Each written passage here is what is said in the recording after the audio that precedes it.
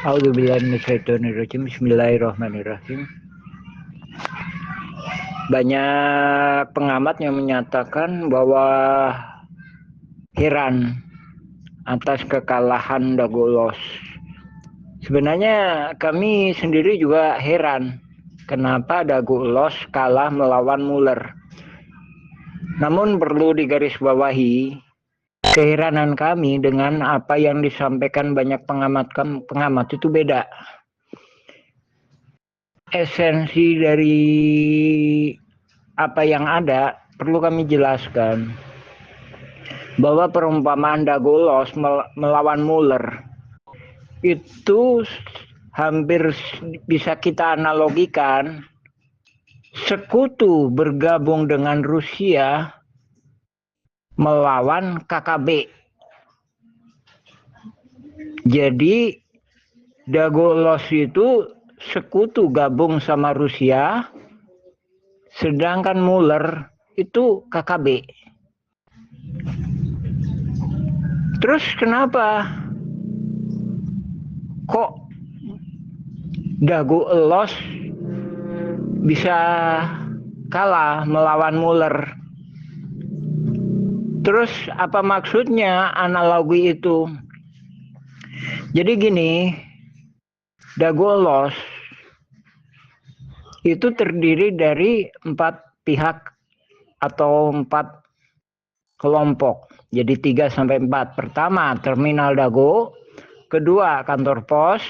Ketiga, Mina atau tergugat nomor 88.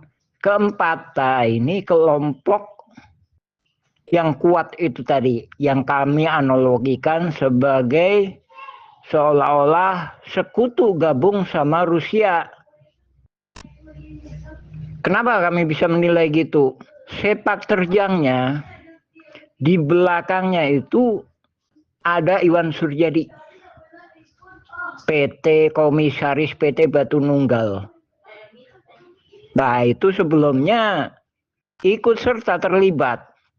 Jadi buktinya dia membeli tanah di Ismail Tanjung sebagai ketua RW Dagolos, namun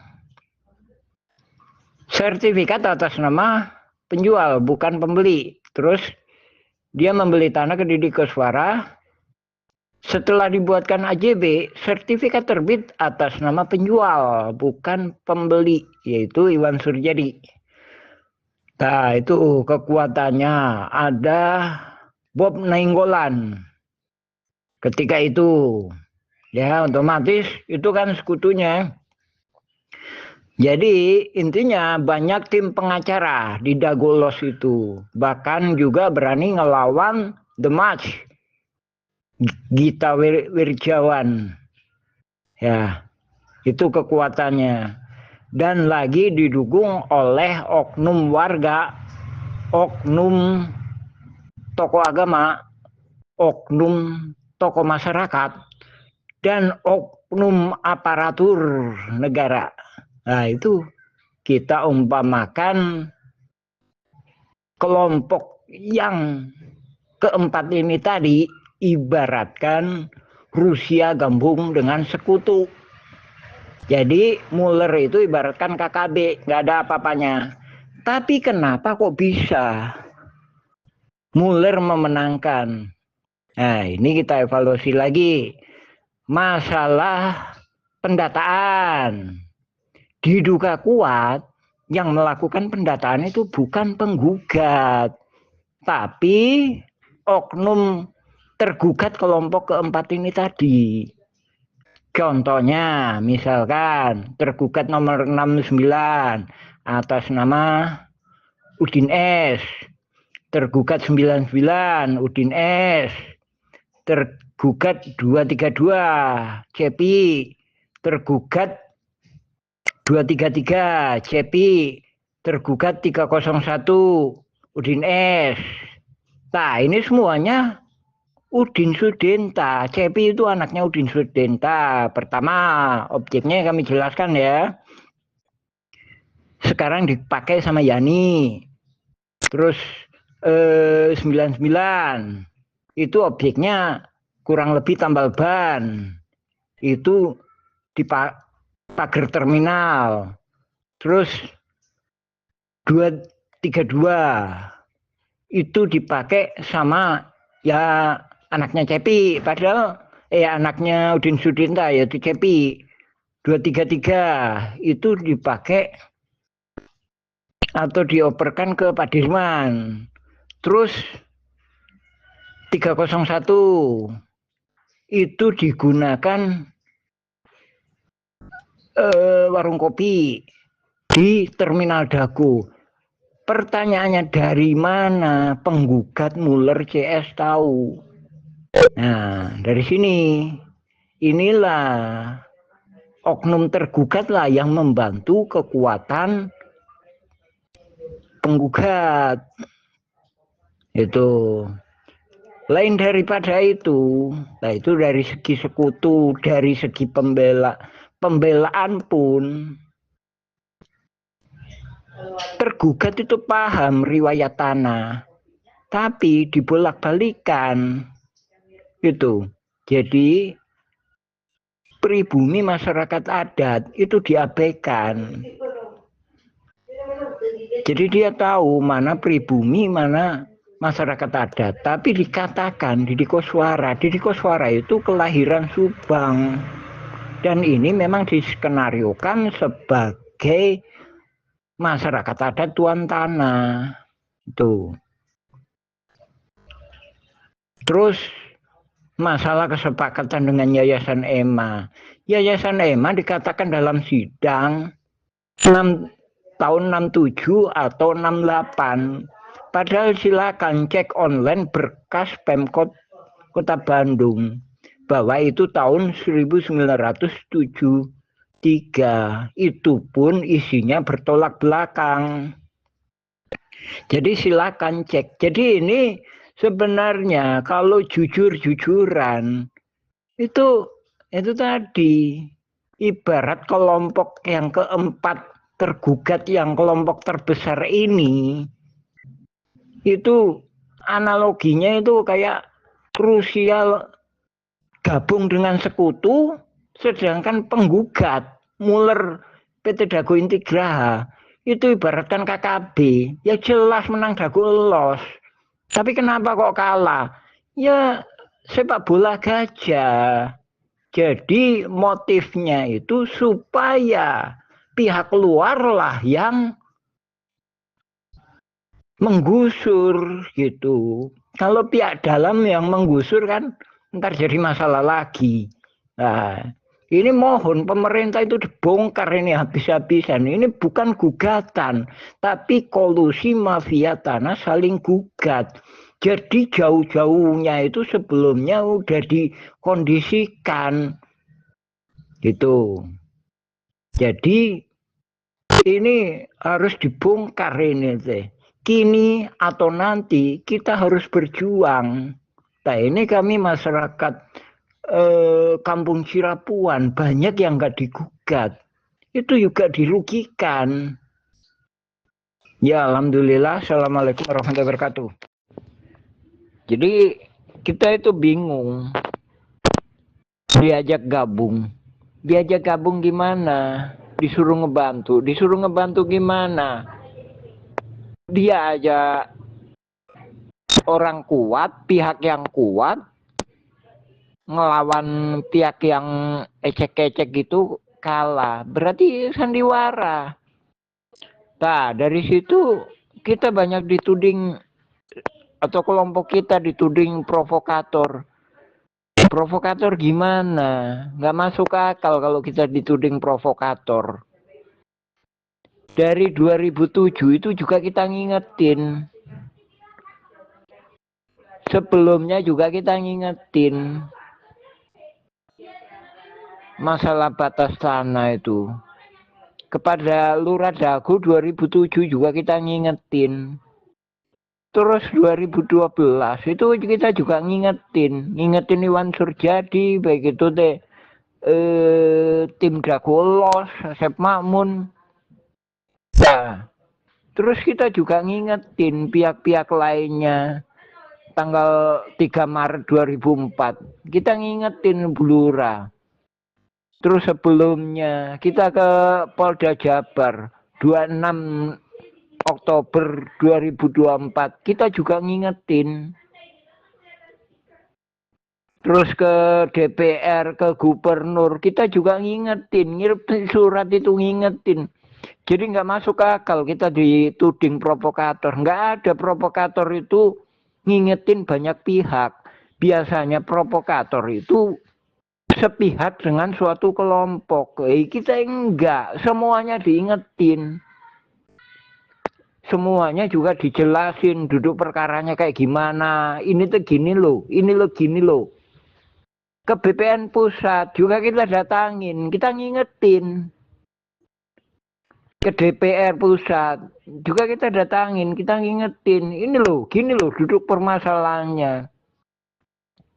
Nah, dari sini juga tindak lanjutnya juga nggak akan jelas. Ngasih kewenangan ke Dagolos juga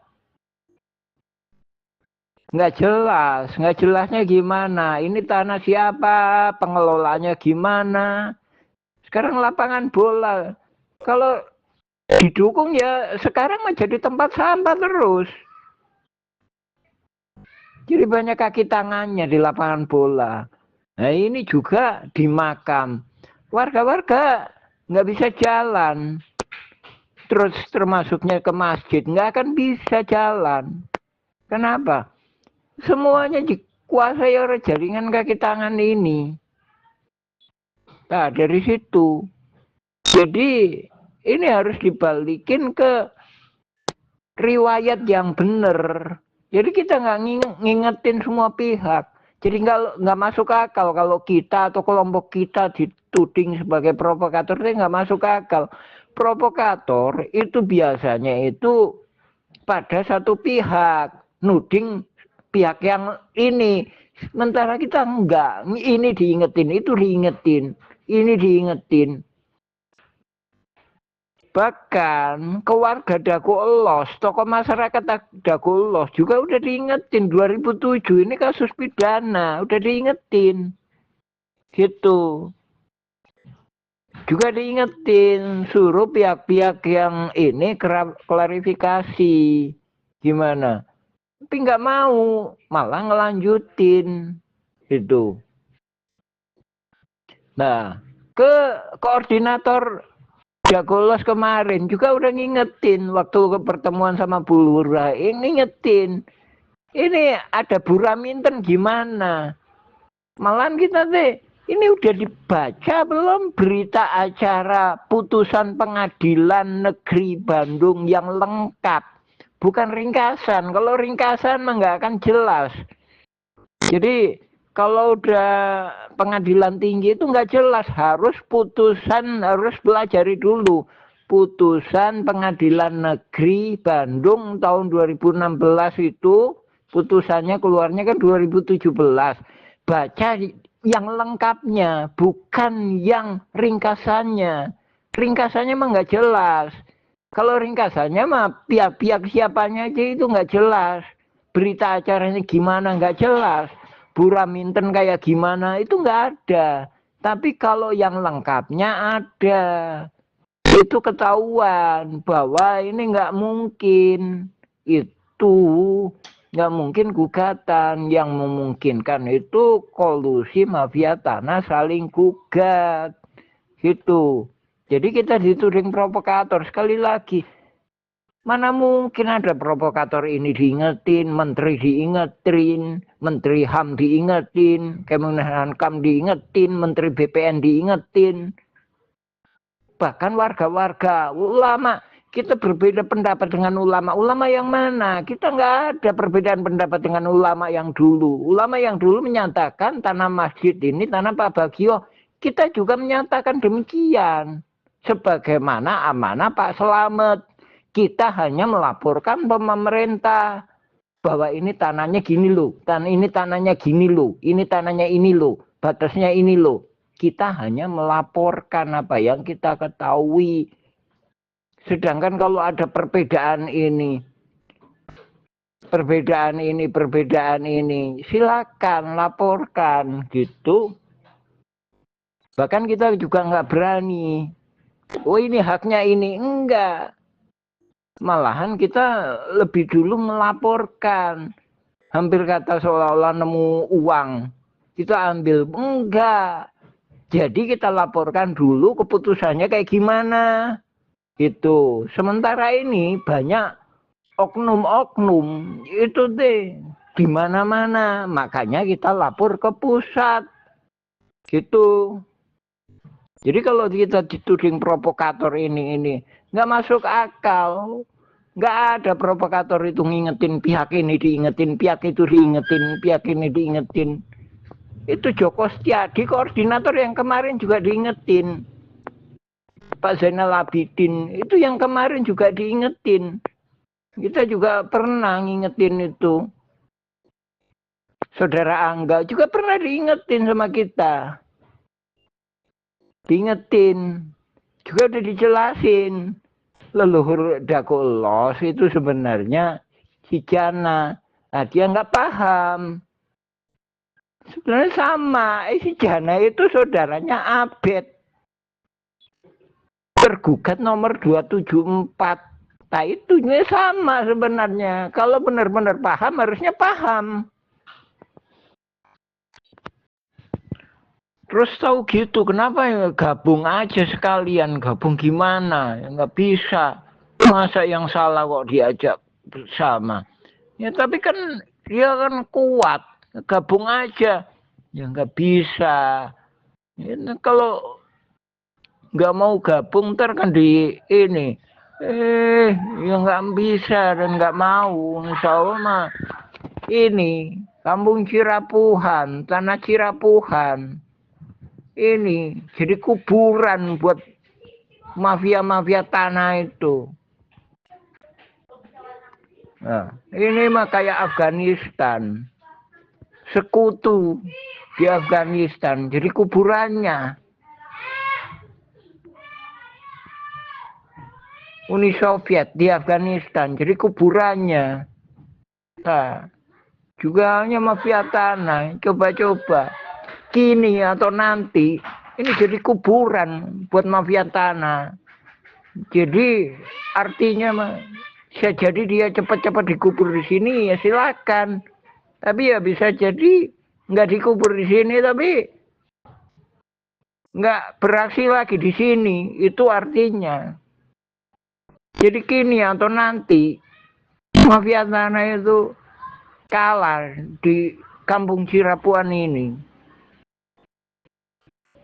Gitu. Alhamdulillah.